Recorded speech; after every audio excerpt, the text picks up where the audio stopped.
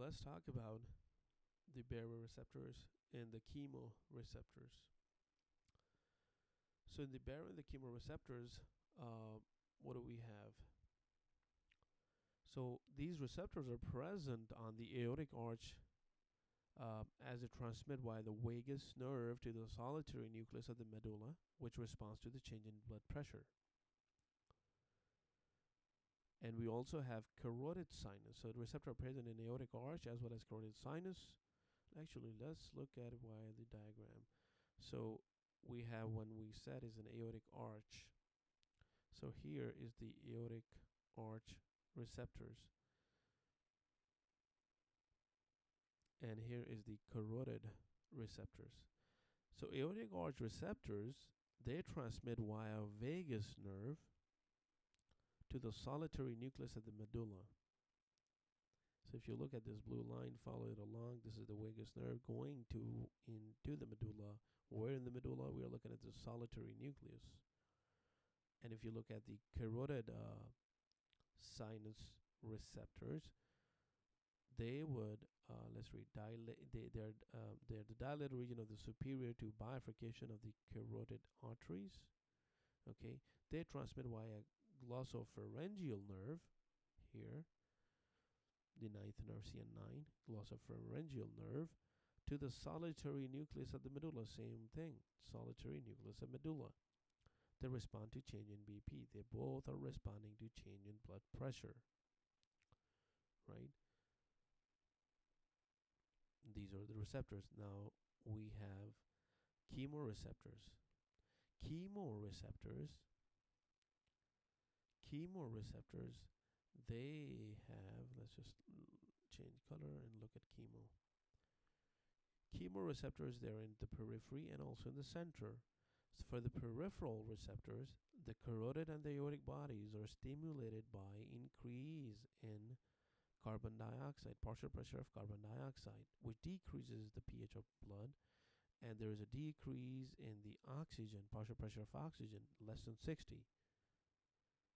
So chemoreceptor on the peripheral one, they will get stimulated by this increase in partial pressure of carbon dioxide or decrease in oxygen levels, while the central ones, they will get stimulated by changing the pH and carbon dioxide of the brain, that is going to the brain interstitial fluid, which in turn is influenced by arterial carbon dioxide, as hydrogen cannot cross the blood-brain barrier.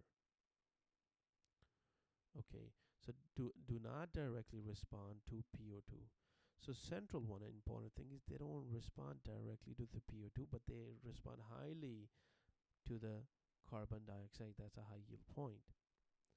Central chemoreceptors become less responsive with chronic increase in carbon dioxide, partial pressure of carbon dioxide, for example, COPD. So in patients with COPD, the central chemoreceptors are not even responsive because they had enough of that, right? That will cause increase in dependence on peripheral chemoreceptors to detect decrease in your oxygen to drive respiration. Important high yield thing, right? So let's just recall what we talked about here in the chemoreceptors. For the chemoreceptor, we said we are looking at two things. So actually, let's just look here. We are looking at two things. We're looking at partial pressure of carbon dioxide and partial pressure of oxygen. But we said again, it is chemoreceptors are present in two areas. One is peripheral and one is central. The peripheral one, they are looking at both the carbon dioxide, increase in carbon dioxide and decrease in oxygen. But the central one are only looking at your carbon dioxide levels, nothing else but the carbon dioxide. But again, because they're just looking at carbon dioxide levels, so in case the patient has COPD, they have so much chronically high carbon dioxide levels that these receptors become less responsive. So if they become less responsive, then who is going to respond if we have, who is going to drive the respiration? Well, the respiration will be then driven by specifically going back to the peripheral low oxygen. When the low oxygen, when there is a low oxygen, there is a respiration drive, and the person would, uh, it will stimulate the respiration drive. So this is all about chemoreceptors. Now we are looking at the baroreceptors. The baroreceptors, changing color here, the baroreceptors are the baroreceptor. If you have hypotension, in hypotension, there is a decrease in arterial pressure that causes decreased stretch, that would decrease the afferent baroreceptor firing, that would increase the efferent sympathetic firing, and decrease in efferent parasympathetic stimulation, causing vasoconstriction. Again, what are we all talking about? Increasing, decreasing in what? So when you have a low blood pressure, when you have a low blood pressure, you will decrease. The important thing is, all thing that you have to know is, you will decrease the firing. Sort of, what is low blood pressure? Low BP, right? Low blood pressure. Low blood pressure leads to low firing. When it leads to low fire, that's sort of a mnemonic, because important thing is it when you have a low blood pressure is going to decrease firing, or is going to high blood pressure decrease firing? So low goes same. So low blood pressure, low firing from the baroreceptors, or decreased firing from the afferent baroreceptors. And because you're now not firing the baroreceptors, the afferent ones, from the afferent baroreceptor firing, the efferent parasympathetic firing will increase. Or in other words, because you're decreasing the firing, what's going to happen is you will decrease the parasympathetic stimulation. So PNS will decrease. So when recall again the basic, what do we have? We have the dominance of the parasympathetic nervous system.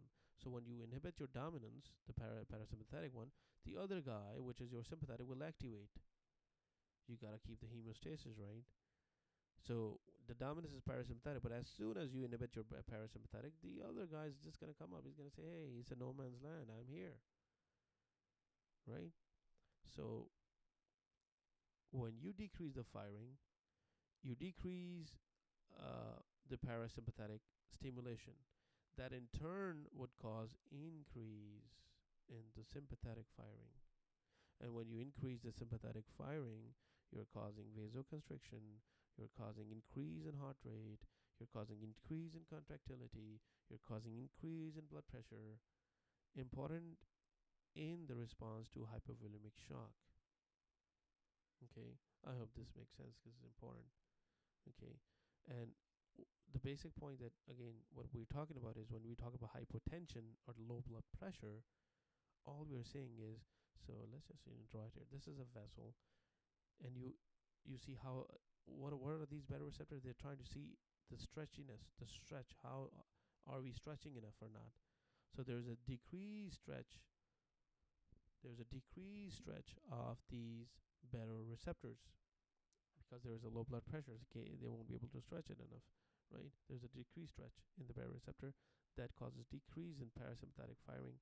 When you decrease the parasympathetic firing, they indirectly will increase the sympathetic firing.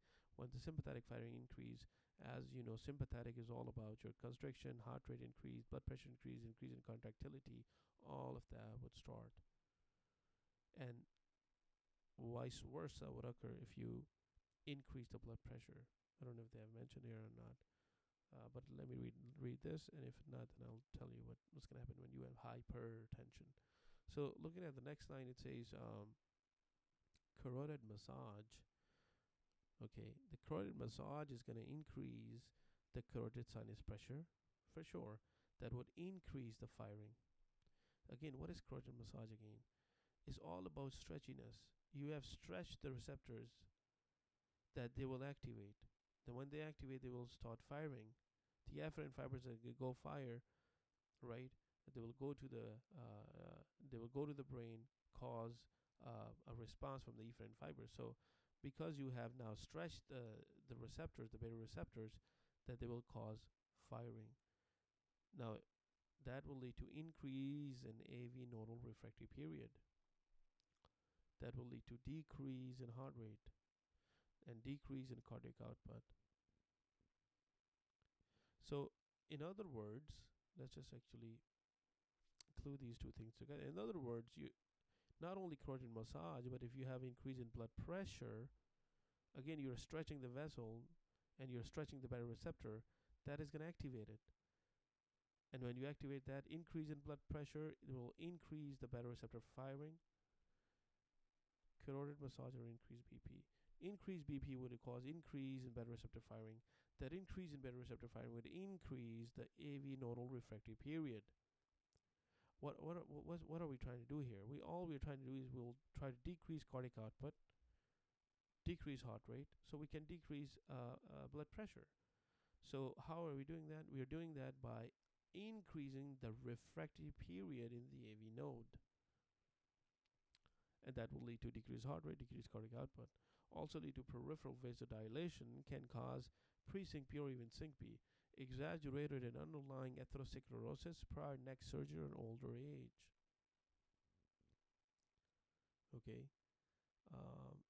so that is what you have. Let's just now compare contrast. In comparison to the top one, which was, let's just read this, which was decrease in blood pressure would decrease the firing, that would decrease the parasympathetic, and in turn that would increase your sympathetic. Simple. Here you're increasing blood pressure, or you're doing a carotid massage, which again is increasing the stretch on the baroreceptors. That would lead to increase now, because see, everything is increased. So increased, here is going to be increase in parasympathetic nervous system. So when the parasympathetic comes up, the other guy has to be stopped because it's dominant. So there's going to be decreased in your sympathetic nervous system. So that parasympathetic, because you have activated the parasympathetic, that is going to cause increase in AV nodal refractory period, eventually causing decreased heart rate and decreased cardiac output. Okay. Excuse me. Sorry. What do we have then? So this is what we have for the baroreceptors. Now the last point here for the baroreceptors is about the component of the cushion. Component of cushion reflex, which is a hypertriad, which is a hypertension, bradycardia, respiratory depression. So what is a cushion reflex? There's a triad: hypertension, bradycardia, and respiratory depression. So two things are going down, one thing is going up. Two things that are going down is your heart rate, which is called bradycardia, and your respiratory rate, which is called respiratory depression. One thing that is going up is hypertension. Okay, so now let's read what it is. Why do we have cushion reflex in the first place? When you increase the intracranial pressure, it would constrict the arteriole. So increase in ICP would lead to constriction of arterioles, small arteries, right? That would cause cerebral ischemia, leads to cerebral ischemia. That leads to increase. When you are in ischemia, you will increase the CO2 levels, and that increase, because in an acid would decrease acid, it will decrease the pH, and that will cause the central reflex symptomatic increase in the perfusion pressure, which will cause hypertension. So they will increase in perfusion pressure, which will lead to HTN, hypertension,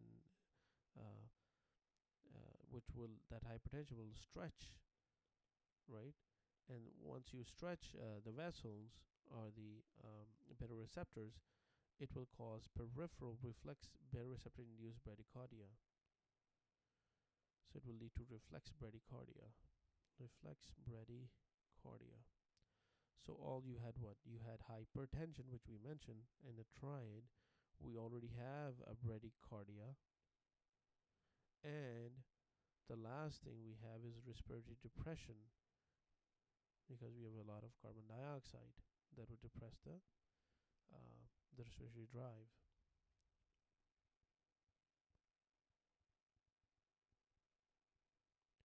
So that's what we have for the cushion triad.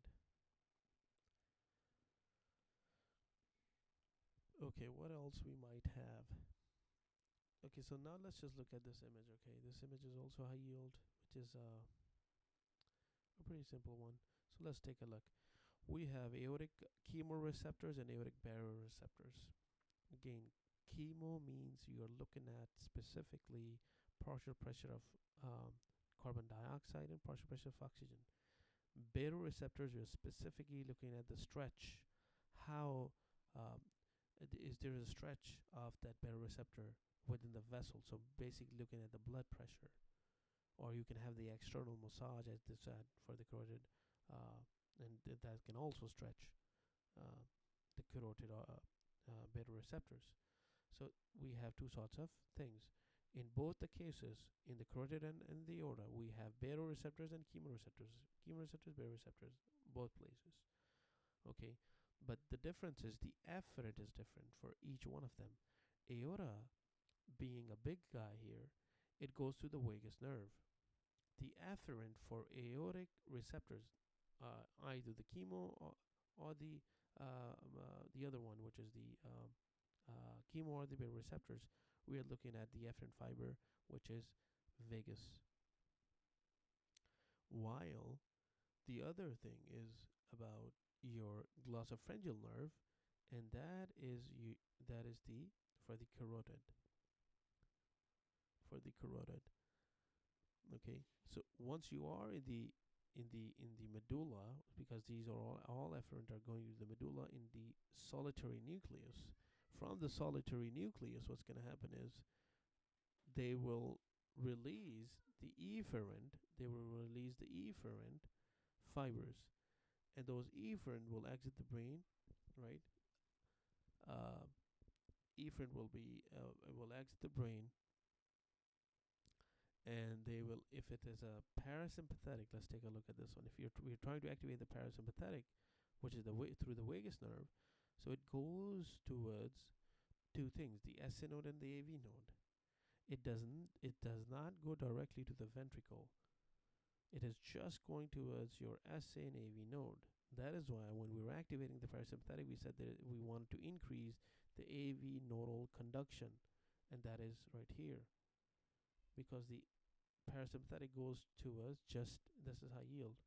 Parasympathetic just deals with the nodes, S and AV node. While, as compared with when we try to activate the sympathetic one, which goes to the sympathetic chain, sympathetic ganglion, sympathetic chain, sympathetic nerves are going to cause a lot more things. For example, it is going to go to vessels, causing vasoconstriction. One thing. It is going to cause let's actually talk about vasoconstriction. Vasoconstriction. So when you vasoconstrict the arterioles, you're going to increase the TPR, total peripheral resistance. And when you vasoconstrict or venoconstrict the veins, you are going to increase the venous return. Okay, that's one thing. But not only that, these sympathetic nerves, they also go to the SAV node, just like parasympathetic. But on top of that, they also directly go and stimulate the ventricle, in which causes, as we mentioned, increase in contractility and stroke volume. Meaning it's going to contract the myocardium, increase the contractility, increase stroke volume, eventually causing increase in cardiac output. And that increase in cardiac output will increase the MAP, mean arterial pressure. Okay, so this is the whole idea behind baroreceptors and chemoreceptors. Okay, so that's what we have. Let's talk about one of the pathology here. It's called carotid sinus hypersensitivity. Carotid sinus hypersensitivity. So carotid sinus hypersensitivity is most commonly seen in the elderly, in which in elderly you have carotid atherosclerosis, or even you have an thyroidectomy or neck surgeries. It is basically you have an exaggerated response, exaggerated vasovagal response to the stimulation of the carotid sinus baroreceptors. Okay, for example, uh, you stimulate your carotid sinus like neck. You stimulate your neck. How normal things, for example, shaving, turning the head, wearing tight collar shirt, or or neck massage, anything can, because they're so much hyperactive that right away it activates your coronary sinuses, carotid sinuses baroreceptors, and uh,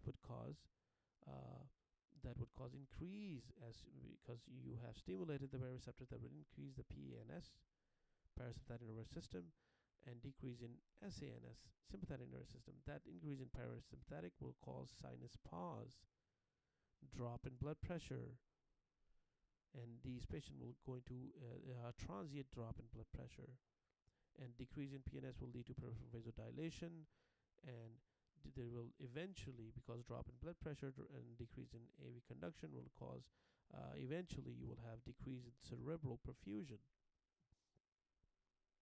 which is either feeling of passing out or passing out, so pre-syncope or a syncope.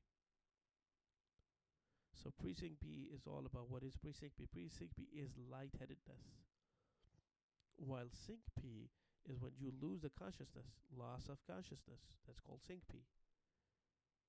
And that is all due to the fact that you have decreased the cerebral perfusion, due to the fact that you have activated the sympathetic and decreased the activated the parasympathetic and decreased the sympathetic nervous system. So let's just recall this quickly. And so baroreceptors, high yield things. Okay, high yield things. All we're gonna look at is the the baroreceptors. These all the baro and the chemoreceptors, they're present at two places, in the aortic arch or in the carotid sinus. Okay, and chemoreceptor, specifically looking at your carbon dioxide levels, or your oxygen level less than 60. Peripheral will get stimulated when you increase the CO2 and decrease in PO2, while the central one is specifically for CO2, but in COPD they're not responsive. So you're only looking at your peripheral one. For the baroreceptors, you're looking at the stretch of those arteries. So if you are decreasing the arterial pressure, there's a decreased stretch. And decreased stretch means there will be decrease in firing. Increased stretch means increased firing. And when you increase the fire, you increase the stretch, you increase fire, you increase parasympathetic. In other words, a mnemonic, just a thought about it, just a good mnemonic. So when you're trying to, let's say you're going to hunting, right? You're trying to hunt on someone. You went on hunting, okay? Let's say and you need to be very calm at that time, because a small silly mistake can mess up the whole target. So what it is when you increase the firing, meaning when you try to fire, you are very calm. You're increasing the parasympathetic. You're very calm. Although I'm not talking about the real world scenario here, just trying to give you mnemonic. But if you don't like it, you're welcome to send me a mnemonic. I'll put that here. But just to say, okay, increased firing increases parasympathetic. Okay, because you want to be calm at that time when you're trying to fire. No, everything is very calculated, right? So that's one of the things you can look. But in a nutshell, what we're looking at, when we increase the baroreceptors, we are going to increase the parasympathetic, and that will lead to decrease in sympathetic. But on the other hand, when we decrease the firing, we decrease the parasympathetic and we increase the sympathetic.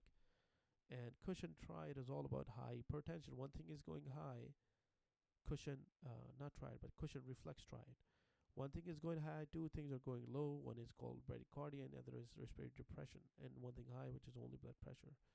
Uh, and other thing, aorta, right? Vagus. So aorta is a big guy. The big guy needs the big guns. The big guns is the vagus. While the carotid is the, if you're looking at CN10 for aorta, right? Then you have to look at a little lesser uh, to that, which is a glossopharyngeal nerve. These are all the efferents. And the efferents are either parasympathetic or sympathetic. Parasympathetic would specifically work on SAAV node, while sympathetic works on the periphery blood vessels and also SAAV node. On top of that, it also works on the specifically ventricles. And that's all we have for the baroreceptors and chemoreceptors.